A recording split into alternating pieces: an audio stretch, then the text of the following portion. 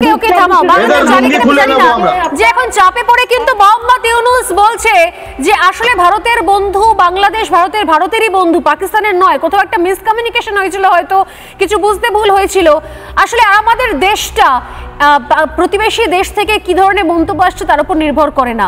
এখানে রয়েছেন কাশেম আলী, আর যিনি যে দুজন এই মুহূর্তে অপারেশন চালালেন তার মধ্যে একজনের নাম হচ্ছে কর্নেল সোফিয়া কুরেশি আর একজন হচ্ছেন উইং কমান্ডার ভবিকা সিং।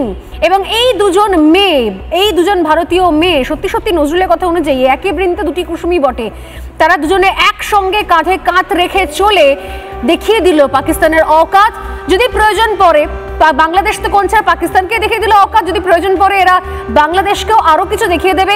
বাংলাদেশের জন্য অপারেশন সিঁদুরের দরকার নেই চিংমং সাক, বাংলাদেশের জন্য অপারেশন ইঁদুর হলেই হবে।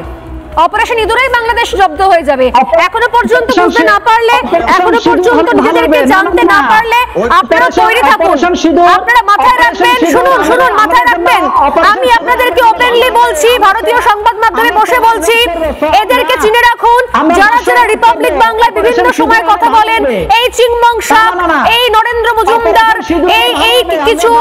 এই বিভিন্ন লোকজন যারা কথা বলেন বিভিন্ন সময়তে, এরা বসে যে ধরনের মন্তব্য করে যাচ্ছেন তার মাসুল কিন্তু বাংলাদেশের সাধারণ মানুষকে গুনতে হবে।